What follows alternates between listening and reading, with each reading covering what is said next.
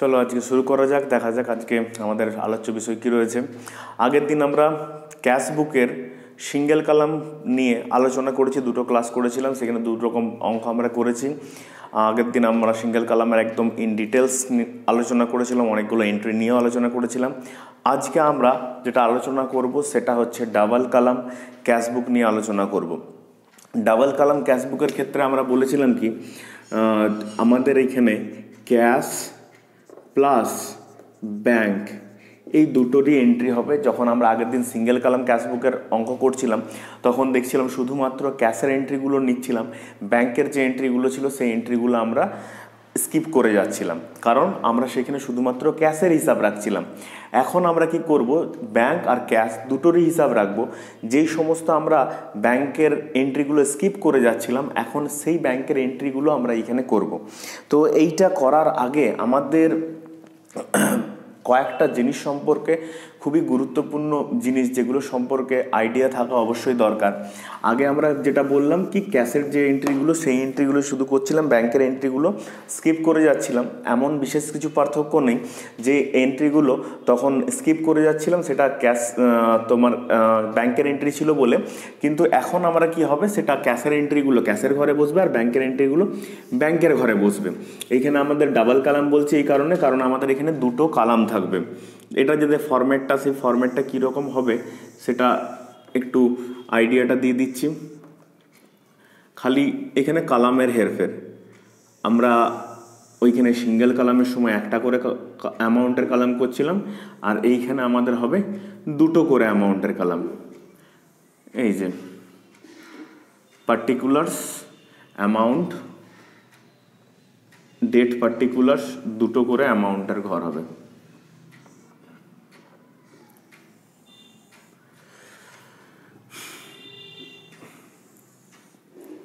Date particulars, এইখানে হচ্ছে date, তারপরে পার্টিকুলার্স, তারপরে আমাদের একটা অ্যামাউন্টের ঘর হচ্ছিল, কিন্তু এইখানে আমাদের দুটো অ্যামাউন্টের ঘর হবে, একটা ক্যাশ আর একটা হচ্ছে ব্যাংক। আবার সেম ডেট, পার্টিকুলার্স, ক্যাশ আর ব্যাংক। আর এর আগে আমরা যেরকম ওই ভিএনআর এলএফের যে ঘরটা করছিলাম সিঙ্গেল কলাম ক্যাশ বুকের ক্ষেত্রে, সেরকম এইখানেও একটা ভিএনআর এলএফের যে ঘরটা থাকে সেই ঘরটা করবে। ঠিক আছে, যে দুটো ঘর আমরা করে থাকি সেই দুটো ঘর এই জায়গাটাতে হবে। তো আমি আপাতত এইখানটাতে একটা ঘরই করছি, জায়গাটা যেহেতু ছোট রয়েছে।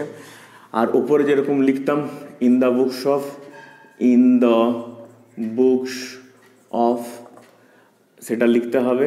আর এখানে লিখছিলাম সিঙ্গেল কলাম ক্যাশ বুক, এইখানে লিখবো ডাবল কলাম ক্যাশ বুক, ডাবল কলাম ক্যাশ বুক। ডাবল কলাম কেন বলা হচ্ছে, কারণ এইখানে দুটো অ্যামাউন্টের কলাম রয়েছে, একটা ক্যাশ কলাম রয়েছে আর একটা ব্যাংক কলাম রয়েছে। এদিকে ডেবিট, এদিকে ক্রেডিট, আর এইগুলোতে আমরা রুপিস রুপিস লিখে দিতে পারি, ক্যাশ রুপিস, ব্যাংক রুপিস। তো এইটা হচ্ছে আমাদের ডাবল কলাম ক্যাশ বুকের মোটামুটি একটা ফরম্যাট। সেখানে আমরা কি দেখছি যে যেহেতু দুটো কলাম রয়েছে, আগে শুধুমাত্র ক্যাশের এন্ট্রি করছিলাম, কিন্তু এখন কি করব, ক্যাশের সঙ্গে ব্যাংকের এন্ট্রিগুলোও করব। তো সেই জন্য এটাকে বলা হচ্ছে ডাবল কলাম ক্যাশ বুক। এই ডাবল কলাম ক্যাশ বুকটা করার আগে আমি কয়েকটা জিনিস সম্পর্কে তোমাদের ক্লিয়ার করে দিই, যেটা খুবই খুবই খুবই ইম্পর্ট্যান্ট জিনিস। ডাবল কলাম ক্যাশ বুকের ক্ষেত্রে নর্মাল তো যেগুলো এন্ট্রিগুলো ব্যাংকের এন্ট্রি সেগুলো ছাড়ছিলাম, সেগুলো তো হবেই। সেইগুলো ছাড়া কিছু কিছু এন্ট্রি রয়েছে যে এন্ট্রিগুলোকে আমাদেরকে এইখানে মাথায় রাখতে হবে। সেগুলো আমি এইখানটাতে নিচের দিকটাতে লিখি, এটা তারপরে পরে বাড়িয়ে দেবো জিনিসটা বোঝানোর জন্য, জাস্ট বলি। দেখো এক দুটো এন্ট্রি বলছি যেগুলো তোমরা অবশ্যই নোট ডাউন করে নেবে, লিখে নেবে, মনে রাখবে অবশ্যই। Cash deposited, cash deposited into bank, আমরা ক্যাশ ব্যাংকে জমা করেছি এটা, অথবা লেখা থাকলো ডিপোজিটেড ইনটু ব্যাংক, অথবা সেন্ট টু ব্যাংক। এইরকমভাবে লেখা থাকে, প্রতিটা জিনিসের মানে কিন্তু সেম একই। Cash deposited into bank, cash আমরা ব্যাংকে জমা করেছি, অথবা ডিপোজিটেড ইনটু ব্যাংক, ডিপোজিটেড কি ব্যাংকে জমা করব, নিশ্চয়ই ক্যাশ জমা করব। আর সেন্ট টু ব্যাংক, ব্যাংকে পাঠিয়েছি, কি পাঠিয়েছি, নিশ্চয়ই ক্যাশ পাঠাবো।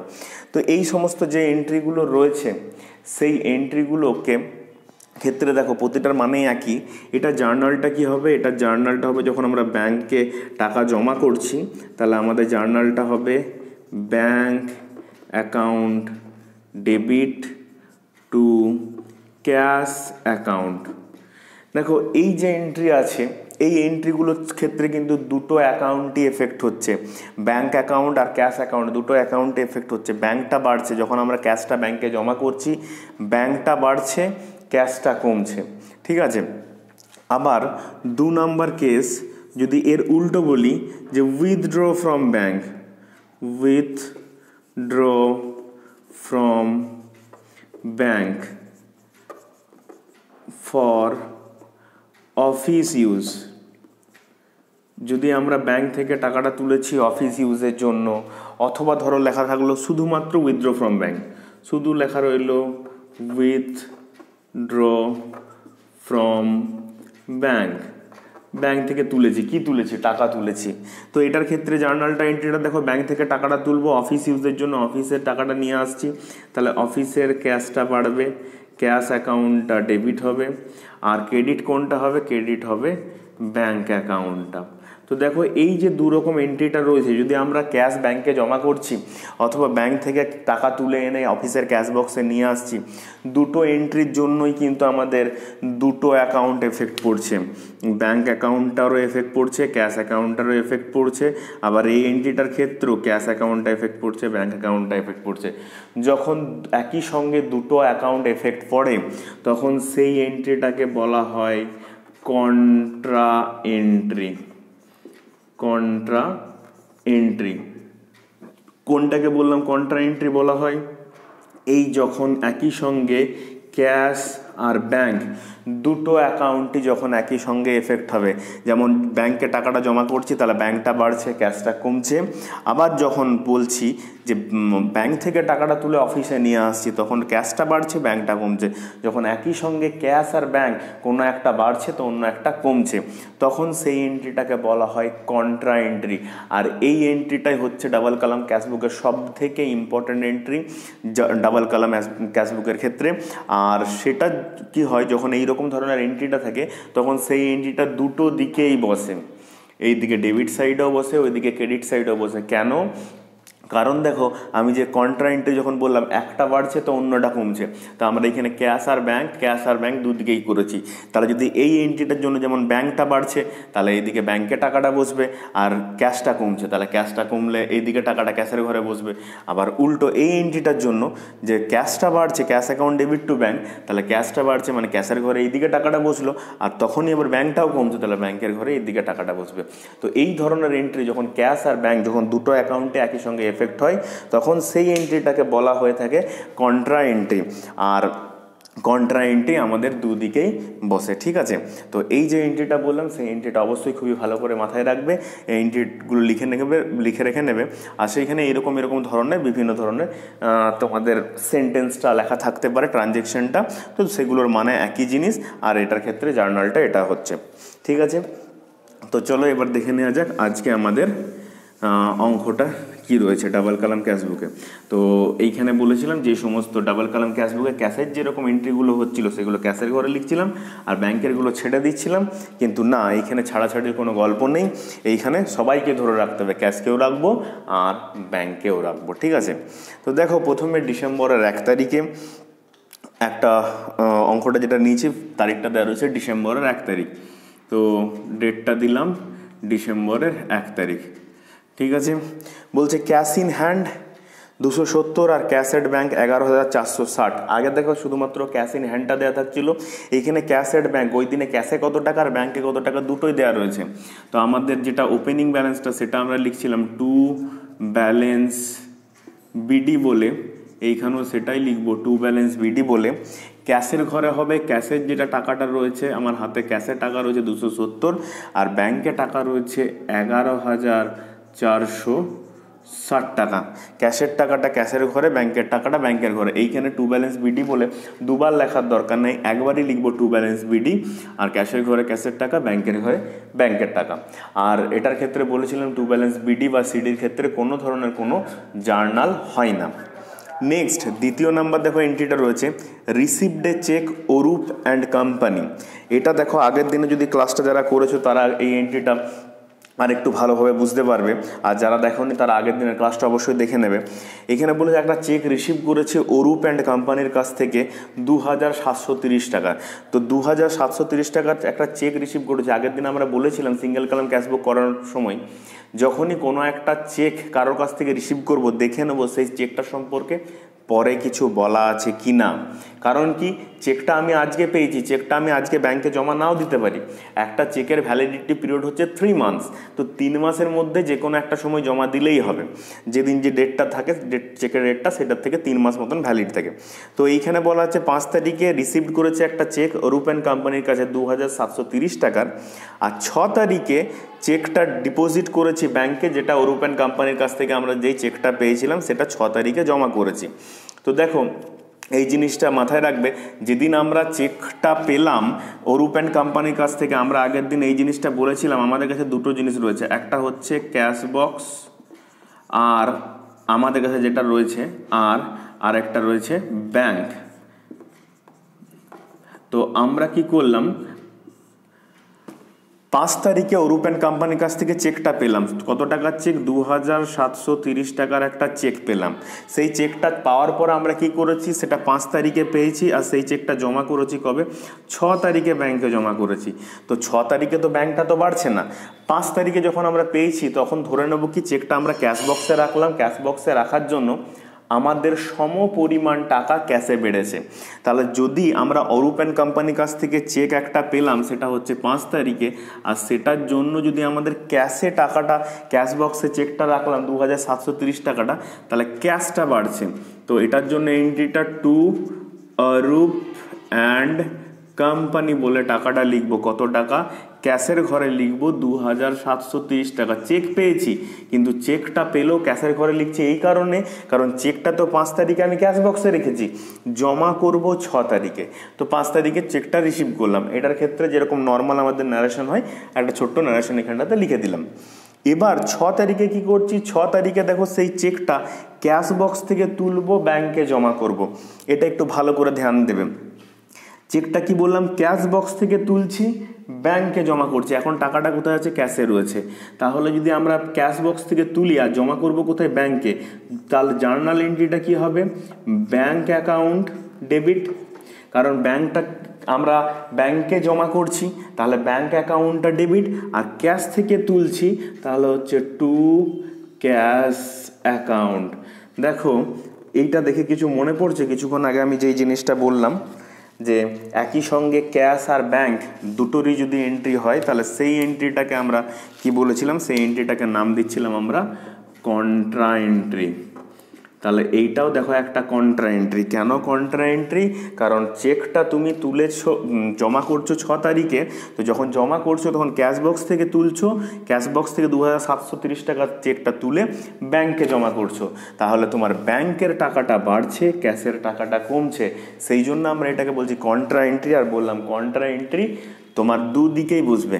এবার কিভাবে এই এন্ট্রিটা বসাবো, ফার্স্ট তোমাকে জার্নালের কনসেপ্টটা ক্লিয়ার থাকতে হবে। যদি জার্নালটা করতে পারো এন্ট্রিটা, তাহলে তোমাদের ভুল হবে না। আর যদি জার্নালের কনসেপ্টটাই ভুল থাকে তাহলে কিন্তু এন্ট্রিটা ভুল হওয়ার চান্স বেশি। তো প্রথমে এইরকম এন্ট্রির ক্ষেত্রে তুমি জার্নালটা দেখে নেবে যে কোনটা ডেবিট হচ্ছে আর কোনটা ক্রেডিট। এখানে ব্যাংকটা ডেবিট আর ক্যাশটা ক্রেডিট হচ্ছে। এবার দেখো কিভাবে বসাবো, বসাবার স্টাইলটা একটু ভালো করে দেখে নাও, ভালো করে মাথায় রাখবে, তাহলে দেখবে কোনো অসুবিধা হবে না। প্রথমে দেখো এখানে আছে bank account debit two cash. তো টু দিয়ে কি লেখা আছে? টু দিয়ে লেখা আছে টু ক্যাশ। তো এইটা 6 তারিখ দিলাম। টু দিয়ে যেটা লেখা আছে, টু দিয়ে টু ক্যাশ লেখা আছে, সেটা আমরা টু দিয়ে টু সাইডে সেটাই লিখে দেবো, টু ক্যাশ যা লেখা আছে চোখ বন্ধ করে, টু ক্যাশ। আর যখন টু ক্যাশ লিখবো টাকাটা বসাবো ব্যাংকের ঘরে। কত টাকা দেখো, তারপরে টাকাটা দেয়া নেই অরূপ অ্যান্ড কোম্পানির। তো এবার যেই চেকটা আমি সেদিন 5 তারিখে পেয়েছিলাম সেই চেকটাই তো আমি 6 তারিখে জমা করব, তো সেই জন্য ওই টাকাটাই বসবে। তাহলে কি বললাম, জার্নালটা দেখবো যেটা 2 দিয়ে লেখা আছে, 2 দিয়ে লেখা আছে 2 ক্যাশ, সেটা 2 ক্যাশ করে বসিয়ে দিলাম। টাকাটা কোথায় বসালাম, টাকাটা বসালাম ব্যাংকের ঘরে। যখন 2 ক্যাশ, টাকাটা ব্যাংকের ঘরে। আর বলেছিলাম এটা দুদিকে এন্ট্রি হবে। এবার 2 দিকে যা লিখেছি অপোজিট সাইডে অপোজিট এন্ট্রি, এদিকে ডেটের ঘরে 6 তারিখ দিলাম, এদিকে 2 ক্যাশ লিখেছি, এইদিকে লিখবো by bank account, by bank account বলে। ঠিক আছে, তো এবার দেখো বাই ব্যাংক, এদিকে 2 ক্যাশ লিখেছি, এদিকে বাই ব্যাংক বলে লিখবো। বাই ব্যাংক বলে যখন লিখবো তখন টাকাটা বসবে ক্যাশের ঘরে, 2730 টাকা। দেখো আরেকবার বলে দিচ্ছি কি করলাম। প্রথমে জার্নালটা করব, জার্নালটা করার সময় bank account debit two cash লিখবো। ক্যাশ লেখার পরে 2 ক্যাশ বলে যখন টাকাটা লিখবো তখন টাকাটা বসবে ব্যাংকের ঘরে। আর ঠিক অপোজিট সাইডে অপোজিট এন্ট্রি, এদিকে 2 ক্যাশ লিখেছি তো এদিকে বাই ব্যাংক, আর যখন ব্যাংক লিখবো টাকাটা বসবে ক্যাশের ঘরে। এবার এই যে এন্ট্রিটা করলাম, এই এন্ট্রিটার চিহ্ন কি, আমরা বললাম এই এন্ট্রিটার নাম দিলাম কন্ট্রা এন্ট্রি। কন্ট্রা এন্ট্রির জন্য এটা দুদিকে আমাদের সি বলে লিখতে হয়, সি ফর কন্ট্রা। ঠিক আছে, আর এই এন্ট্রিটার কোনো ধরনের কোনো ন্যারেশন হয় না, সি ফর কন্ট্রা বলে দুদিকে লিখে দিতে হয়। এটার জন্য কোনো ন্যারেশন দিতে হয় না, কারণ কন্ট্রা সি লেখার জন্য বুঝতে পারা যাবে যে এন্ট্রিটা কি হয়েছে। ঠিক আছে, আশা করছি বোঝাতে পেরেছি। আবার এরকম টাইপের এন্ট্রি পাবো তখন আবার বলবো, কিন্তু এই এন্ট্রিটা খুবই ভালো করে মনে রাখবে। যদি কখনো পাচ্ছি সেই চেকটা যদি অন্য কোনো জন জমা করছি, তাহলে প্রথমে চেকটা আমরা ক্যাশ বক্সে এন্ট্রিটা দেখাবো, আর তারপরে যেদিন চেকটা ব্যাংকে জমা করব সেদিন কন্ট্রা এন্ট্রি করবো। ঠিক আছে, এটা খুবই ইম্পর্টেন্ট এন্ট্রি। নেক্সট 12 তারিখে দেখো রয়েছে ক্যাশ রিসিভড ফ্রম অশোক। অশোকের কাছ থেকে ক্যাশ রিসিভ করছে, সিম্পল এন্ট্রি। তাহলে টাকা এসছে কিসে এসছে, ক্যাশে এসছে, কার কাছ থেকে, অশোকের কাছ থেকে, তো সেটাই লিখবো চেক রিসিভ ফ্রম অশোক। তো সেইটা টাকাটা দেখো, সরি চেক বলছি, ক্যাশ রিসিভ ফ্রম অশোক কত টাকা, ক্যাশের ঘরে 1340 টাকা, অশোকের কাছ থেকে 1340 টাকা ক্যাশ আমরা পেয়েছি। 15 তারিখে বলেছে withdraw from bank for office use. দেখো 15 তারিখের এন্ট্রিটা খুবই ইম্পর্টেন্ট এন্ট্রি আছে, withdraw from bank for office use. Bank থেকে টাকাটা তুলছো কিসের জন্য, অফিস ইউজের জন্য। তাহলে ব্যাংক থেকে টাকাটা যদি জার্নাল এন্ট্রিটা করি, তাহলে ব্যাংক থেকে টাকাটা তুললে ব্যাংকটা ক্রেডিট হচ্ছে, আর ব্যাংক থেকে টাকাটা তুলে এনে পরে কোথায় রাখবো, অফিস ইউজ বলছে, তাহলে অফিসের ক্যাশে রাখবো। তাহলে আমাদের কি হবে, ক্যাশ অ্যাকাউন্ট ডেবিট।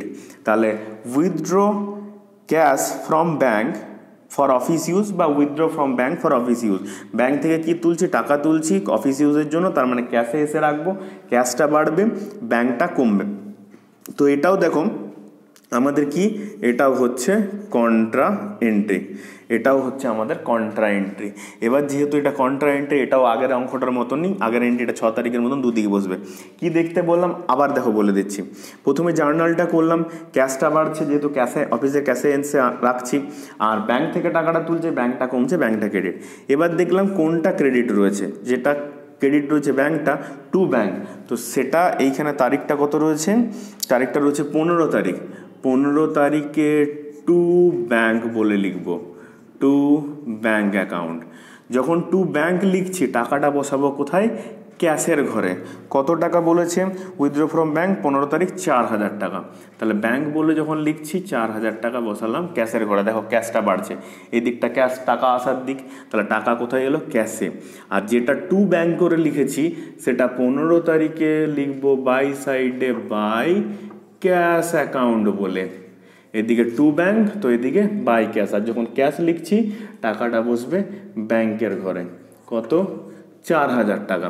ঠিক আছে, তো দেখো ব্যাংক থেকে টাকাটা চলে যাচ্ছে, এদিকটা টাকা যাওয়ার দিক, তো আমরা ব্যাংকে লিখলাম 4000 টাকা। আর বললাম কন্ট্রা এন্ট্রি যেহেতু এটা, তো সেই জন্য দুদিকে কন্ট্রা এন্ট্রির জন্য একটা করে সি লিখতে হবে, সি ফর কন্ট্রা। তাহলে দেখো এটার জন্য কন্ট্রা এন্ট্রি হলো, যেটা ক্রেডিট হলো সেটা 2 দিয়ে লিখে দিলাম, আর টাকাটা বসলো যেহেতু ব্যাংক লিখেছি ক্যাশের ঘরে টাকাটা বসলো, আর উল্টো সাইডে উল্টো বাই ক্যাশ বলে ব্যাংকের ঘরে টাকাটা বসলো। ঠিক আছে, এই এন্ট্রিটা খুবই ইম্পর্টেন্ট এন্ট্রি। এবার দেখো 18 তারিখ রয়েছে পেড স্যালারি টু স্টাফ। 18 তারিখে স্টাফদেরকে স্যালারি দিয়েছি, লেখা নেই ক্যাশ বা ব্যাংক, তো কিছু লেখা নেই মানে আমরা ক্যাশে দিয়েছি, তাহলে টাকা চলে গেছে, স্টাফদেরকে স্যালারি দিচ্ছি, তো বাই স্যালারি, বাই স্যালারি বলে টাকাটা কত টাকা রয়েছে স্টাফদেরকে 4770 টাকা স্টাফদেরকে স্যালারি দিয়েছি, ক্যাশে টাকা চলে গেল। 20 তারিখ পেড চেক টু অসীম অ্যাজ পার্ট পেমেন্ট, আমরা অসীমকে চেক দিয়েছি as part payment. Part payment মানে হচ্ছে ও যত টাকা পায় তার মধ্যে কিছু টাকার আমরা চেক দিয়েছি। এবার যত টাকার পার্ট পেমেন্ট করি ফুল পেমেন্ট করি সেটা নিয়ে তো আমাদের কোনো লাভ নেই, আমরা মোট কথা অসীমকে চেক দিচ্ছি। তাহলে চেক দিচ্ছি মানে কি, কাউকে চেক দিলে আমাদের টাকাটা ব্যাংক থেকে চলে যাবে, কারণ সে কী করবে, আমাদের ব্যাংক থেকে টাকাটা উঠাবে। তাহলে কত টাকা দিয়েছি, কাকে দিয়েছি, অসীমকে দিয়েছি। তাহলে আমাদের এন্ট্রিটা হচ্ছে বাই অসীম অ্যাকাউন্ট। টাকাটা বসবে কোথায়, ব্যাংক থেকে টাকাটা যাবে, কারণ ও ব্যাংক থেকে টাকাটা তুলবে যেহেতু চেক দিচ্ছি। তাহলে 1490 টাকা ব্যাংকের ঘরে বসবে। এরপরে দেখো যেটা রয়েছে সেটা কি, 25 তারিখ সোল্ড গুডস ফর ক্যাশ, ক্যাশে সেল করেছি, সেল করলে টাকা আসবে, টাকা আসলে টু সাইডে, তাহলে লিখছি টু সেলস অ্যাকাউন্ট। কত টাকার গুড সেল করেছি 25 তারিখে, 1900 টাকার, তাহলে 1900 টাকা আমার কাছে ক্যাশ চলে এলো টু সেলস অ্যাকাউন্ট বলে। এরপরে দেখো যেটা রয়েছে 29 তারিখ, এটাও খুব একটা ইম্পর্টেন্ট এন্ট্রি, দেখে নাও। Arup and companies cheque return dishonoured by bank. Dishonoured মানেটা কি, ডিসঅনার্ড মানেটা হচ্ছে আমরা যেটা চেক বাউন্স বলি, এখানে হচ্ছে বাতিল করে দেওয়া, ঠিক আছে। মানে আমরা তো অসীমের কাছ থেকে চেকটা 5 তারিখে পেয়েছিলাম, 6 তারিখে সেই চেকটা ব্যাংকে জমা করেছি। ব্যাংক 29 তারিখে বলেছে যে অরূপ অ্যান্ড কোম্পানির চেকটা জমা হয়নি বলে ব্যাংক সেটাকে রিজেক্ট করে দিয়েছে, বাতিল করে দিয়েছে, চেকটা বাউন্স হয়ে গেছে। অনেক কারণে হতে পারে, হয়তো চেকের সাইন মিলছে না, চেকের মধ্যে কাটাকাটি রয়েছে, অথবা যত পরিমাণ আমরা টাকার চেক দিয়েছি সেই পরিমাণ টাকাটা হয়তো তার ব্যাংকে নেই। যে অসীমের অরূপ অ্যান্ড কোম্পানির কাছ থেকে যে চেকটা পেয়েছে, হয়তো চেকটা দিয়েছে 2730 টাকার, আর দেখা গেল ওর অ্যাকাউন্টে 2000 টাকা রয়েছে, তো ব্যাংক তো 2730 টাকা দিতে পারবে না। তো বিভিন্ন কারণের জন্য, কাটাকাটি ভুল, লেখার ভুল, ডেট পেরিয়ে যাওয়া, অনেক কিছু কারণের জন্য চেকটা ডিসঅনার্ড হয়ে যেতে পারে, মানে চেক বাউন্স বা বাতিল হতে পারে। তো আমরা তো যখন চেকটা দিয়েছিলাম তখন আমরা ভেবেছিলাম যে ব্যাংকে দিয়ে দিয়েছি, মানে ব্যাংক টাকাটা আমাদের ব্যাংক অ্যাকাউন্টে জমা করে দেবে। কিন্তু দেখা গেল কি ব্যাংক সেই টাকাটা জমা করেনি, আমাদেরকে 29 তারিখে বলছে তোমাদের চেকটা বাতিল হয়ে গেছে। তখন দেখো আমরা এটা লাস্ট এখানে কি করেছিলাম, দেখিয়েছিলাম যে ব্যাংকে আমাদের চেকের টাকাটা জমা পড়ে গেল বলে। এবার 29 তারিখে আমাদের ব্যাংক বলছে জমা পড়েনি, তাহলে আমি যে টাকাটা ব্যাংকে বাড়িয়ে রেখেছি সেটা কমাতে হবে। এবার কার চেকটা ডিসঅনার্ড হয়েছে, অরূপ অ্যান্ড কোম্পানি, তো তাহলে এইখানে অরূপ অ্যান্ড কোম্পানি অ্যাকাউন্ট বলে বসবে। টাকাটা কত টাকা দেখো এখানেও ড্যাশ রয়েছে, মানে 2730 টাকা আমি বলেছিলাম ব্যাংকে জমা পড়ে গেছে 6 তারিখে, কিন্তু ব্যাংক এখন জানালো যে না তোমার 2730 টাকা জমা পড়েনি। তাই আমরা কি করলাম, অপোজিট সাইডে এন্ট্রিটা করে দিলাম, মানে আমরা ব্যাংকটাকে কমিয়ে দিলাম। যে ওটা ভেবেছিলাম জমা পড়ে গেছে, ব্যাংক জমা করে দেবে, কিন্তু 29 তারিখে জানতে পারলাম না, চেকের টাকাটা এখনো জমা পড়েনি। তো এই এন্ট্রিটা খুব ভালো করে মনে রাখবে, যেটা অরূপ অ্যান্ড কোম্পানির চেকের এন্ট্রিটা, একটা পেলাম, একদিন চেকটা জমা করলাম, আরেকদিন ব্যাংক বলছে চেকটা রিজেক্ট হয়ে গেছে। 30 তারিখে দেখো deposited office cash into bank, তাহলে আমরা অফিসের ক্যাশটা ব্যাংকে জমা করছি, তাহলে এইটাও দেখো ব্যাংকটা বাড়ছে, যখন আমরা ক্যাশটা ব্যাংকে জমা করছি তাহলে হচ্ছে ব্যাংক অ্যাকাউন্ট ডেবিট হচ্ছে, আর অফিসের ক্যাশটা জমা করছি তাহলে ক্যাশ অ্যাকাউন্টটা ক্রেডিট হচ্ছে, bank account debit two cash account. তাহলে এটা কি হচ্ছে, এটাও হচ্ছে আমাদের contra entry, bank account debit two cash account. যখন একই সঙ্গে ব্যাংক আর ক্যাশ দুটো একই সঙ্গে যে এন্ট্রিটা হয় সেটাকে আমরা বলে থাকি কি কন্ট্রা এন্ট্রি। তাহলে এইখানেও সেম হলো যে টাকাটা ব্যাংকে জমা করলাম আর ক্যাশটা কমছে। তো এটার ক্ষেত্রে দেখো এবার তোমরা নিজেরাই বলো যে এটার এন্ট্রিটা আমরা কীভাবে করতে পারি। প্রথমে জার্নাল করলাম, জার্নাল করার পরে যেটা 2 দিয়ে আছে সেটা আমরা 2 দিয়ে লিখব, তারিখটা হচ্ছে 30, 2 দিয়ে রয়েছে 2 ক্যাশ, তাহলে আমরা লিখছি 2 ক্যাশ। আর যখন 2 ক্যাশ বলে লিখবো টাকাটা কোথায় বসবে, ব্যাংকের ঘরে। টাকাটা রয়েছে 2400, তাহলে 2400 আমরা বসালাম ব্যাংকের ঘরে। আর 2 দিয়ে যেটা করেছি অপোজিট সাইডে কি হবে, একদম ঠিক অপোজিট এন্ট্রি হবে। কি এন্ট্রিটা হবে, by bank account, to cash লিখেছি তো বাই ব্যাঙ্ক অ্যাকাউন্ট, টাকাটা কত বসবে ক্যাশের ঘরে 2400। আর কন্ট্রা এন্ট্রির জন্য আমরা কি করব, একদম ঠিক বোথ সাইডে আমরা সি লিখবো, একটা সি ফর কন্ট্রা। ঠিক আছে, তাহলে দেখো এইখানে যত যত যা ট্রানজ্যাকশনগুলো ছিল সেগুলো সমস্তই লেখা হয়ে গেল। যেগুলো কন্ট্রা এন্ট্রি বললাম সেগুলো খুবই খুবই ভালো করে মনে রাখবে, কারণ মেন এই অঙ্কতে খালি কন্ট্রা এন্ট্রির খেল। আর আরেকটা যেটা চেকের এন্ট্রিটা যেটা বললাম সেটা একটু খেয়াল রাখবে। এবার এটা করার পরে আমরা কি করব, ব্যালেন্স করব। যেরকম আমরা সিঙ্গেল কলাম ক্যাশবুকটা ব্যালেন্স করছিলাম এইখানেও ঠিক ওই রকমভাবেই ব্যালেন্সটা করব, কিন্তু এইখানে কি ডাবল কলাম রয়েছে, দুটো রয়েছে, ক্যাশেরও রয়েছে ব্যাংকেরও রয়েছে। তো আমরা ক্যাশের সঙ্গে ক্যাশটা ব্যালেন্স করব আর ব্যাংকের সঙ্গে ব্যাংকটা ব্যালেন্স করব। তার মানে প্রথমে এইখানটা দেখো আমরা পুরো এই দাগটা টেনে দিলাম, টানার পরে দুদিকে দেখবো এবার কার কোন দিকটা বেশি রয়েছে। এটার থেকে মোটামুটি দেখতে পাওয়া যাচ্ছে যে তোমার ক্যাশের এই দিকটাই বেশি হবে। তো এটা আমি যোগটা করে রেখেছি। এটা টোটালটা যদি আমরা করি তাহলে তোমার অ্যান্সারটা আসছে 14,240 টাকা। এটা আসছে 14,240 টাকা। ঠিক আছে, 14,240 নয়, ভুল বললাম, এটা 10,240। 10,240 আর এই দিকটা তো সেম জিনিসটা লিখছি 10,240, এই দিকটা যোগ করে আসছে 10,240, এই দিকটা দুদিকে সেম লিখলাম, লেখার পরে এবার এই দিকটা মাইনাস করব। মাইনাস করে যেটা আসে সেটা আমরা লিখি বাই ব্যালেন্স সিডি বলে। ডিসেম্বরের এন্ট্রি করছি, 30 তারিখ পর্যন্ত এন্ট্রি রয়েছে, আমরা এখানে 31 তারিখ লাস্ট ডেট দিয়ে দিতে পারি। মাইনাস করে আমাদের এই দিকটা টোটাল মাইনাস করে আসছে 340 টাকা। ঠিক সেম ওই রকমভাবে ব্যাংকটা ব্যালেন্স করব। ব্যাংকটা ব্যালেন্স যদি করি তখন এই দিকটা যদি টোটাল করি, টোটাল করলে আমরা দেখতে পাবো ব্যাংকটা টোটাল করলে আসছে 16,590 টাকা। এই 16,590 দুদিকে বসিয়ে দেবো। তারপরে এই দিক থেকে এই দিকে এক্সপেন্সেসগুলো খরচগুলো মাইনাস করব। মাইনাস করার পরে আসবে 8,370 টাকা। সেটা ওই দিকে ওর পাশে লিখবো, যেরকম সিডি বিডিটা লিখেছিলাম পাশাপাশি ক্যাশ আর ব্যাংকের, সিডিটাও সেম লিখবো। তাহলে এইখানে কি যেরকমভাবে ক্যাশটা ব্যালেন্স করছিলাম অমনিভাবেই সেম ব্যালেন্সটা হবে, কিন্তু একটা একটা করে হবে। প্রথমে ক্যাশের সঙ্গে ক্যাশটা করে নিলাম, ক্যাশটা যে টোটালটা আছে সেটা দুদিকে যোগ করলাম, যোগ করে যেটা হলো সেটা দুদিকে লিখলাম। এটা যোগ করে বেশি এই দিকটা আছে এটা এদিকে লিখলাম, তার থেকে এই দিকটা মাইনাস করে যেটা এলো সেটা সিডি বলে লিখলাম। আর ব্যাংকেরটা করলাম, ব্যাংকেরটা যোগ করলাম, যোগ করে তার থেকে ওটা বিয়োগ করলাম, বিয়োগ করে যেটা এলো সেটা ব্যাংকের সিডি বলে লিখলাম। ওই সিডিটা আবার আমরা এইখানে আগে যেরকম করছিলাম টু ব্যালেন্স বিডি বলে লিখতে পারি, লিখলেও হবে না লিখলেও হবে, কোনো প্রবলেম নেই। আর নর্মালি অঙ্কর ক্ষেত্রে লেখা হয়, কারণ এই যে সিডিটা যেটা আসছে এটাই তো পরের মাসের বিডি হিসাবে কাজ করবে।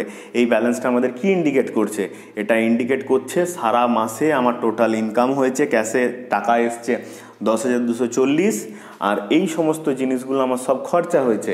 এতটা টাকা চলে যাওয়ার পরে আমার মাসের শেষে এখন 340 টাকা রয়েছে। তো এবার যদি আমি ক্যাশ বক্সটা খুলি, খুলে পরে যদি টাকাটা গুনতে বসি তখন দেখব আমার ক্যাশে 340 রয়েছে। তো তার জন্য কি আমাদেরকে আর আলাদা করে গোনার দরকার হচ্ছে না, আমরা এই অ্যাকাউন্ট হিসাব করেই বলে দিতে পারবো আমার ক্যাশ বক্সে কত টাকা রয়েছে। আর ব্যাংকের যেগুলো হচ্ছে সেগুলো কি আমরা ট্রানজ্যাকশন যেগুলো ব্যাংকের মাধ্যমে করছি সেই ট্রানজ্যাকশনগুলো আমরা নিজের মতন করে আমাদের খাতায়ও লিখে রাখছি, যে কাকে চেক দিলাম, কার কাছ থেকে চেক পেলাম, কোন টাকাটা ব্যাংক থেকে চলে গেল, কি হলো সেই সমস্ত জিনিসগুলো, বা কোন টাকাটা ব্যাংকে এলো সেগুলো আমরা লিখে রাখছি। লিখে পরে যোগ বিয়োগ করছি, যোগ করলাম টোটাল সারা মাসে ব্যাংকে এত টাকা এসছে 16,590, আর তার থেকে এই পার্টটা যেটা আছে সেই পার্টটা চলে গেছে। এখন ব্যাংকে আমার টাকা রয়েছে 8,370। তো এই জন্যে আমরা ডাবল কলাম ক্যাশবুকটা করে রাখি, যে ক্যাশের আর ব্যাংকের যে সারা মাসের যে লেনদেনগুলো হচ্ছে সেইগুলো লেনদেন হওয়ার পর এখন আমাদের হাতে কত টাকা পড়ে রয়েছে ক্যাশ বা কত টাকা ব্যাংক পড়ে রয়েছে সেটা আমরা জানতে পারি। তো দেখো ডিসেম্বর মাসটা শেষ হলো, ডিসেম্বর মাসটা যখন শেষ হলো এই টাকাটা দেখতে পাচ্ছি যে আমাদের হাতে পড়ে রয়েছে, আর এই টাকাটাই পরের দিনে আমরা এখানে টু ব্যালেন্স বিডি করে লিখব। কেন, যেই টাকাটা আমাদের 31 তারিখে রয়েছে 1 তারিখে জানুয়ারিতে ওই টাকাটাই আমার হাতে থাকবে, ওটা দিয়েই আবার তারপরের মাসের বিজনেসটা আবার স্টার্ট হবে। তো এই জন্য আমরা ডাবল কালাম করছি। আশা করছি আজকের যে ব্যাপারটা ডাবল কালামটা সেটা বোঝাতে পেরেছি। কোন যদি কারো কিছু অসুবিধা থাকে তাহলে তোমরা নিচে কমেন্ট বক্সে কমেন্ট করতে পারো। নিচে আমার ফেসবুকের লিঙ্ক দেওয়া আছে, সেখানে আমার সঙ্গে জয়েন করতে পারো। ফেসবুকে আমাদের কমার্সের গ্রুপও রয়েছে, সেখানেও জয়েন করতে পারো।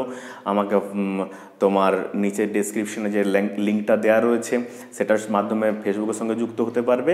আর তোমরা যদি কোনো কিছু অসুবিধা থাকে তাহলে তোমরা এইখানে আমার ইউটিউবের চ্যানেল পেজেও সেইখানে কমেন্টে লিখে জানাতে পারো। তোমাদের যদি কোনো অঙ্ক দরকার থাকে সেটাও লিখে জানাতে পারো, কোনো কোয়ারি থাকে সেটাও জানাতে পারো। আমি সেটাকে সলভ করার, সেটাকে আরও বোঝানোর চেষ্টা করব। থ্যাংক ইউ, আজকের মতন এতটাই।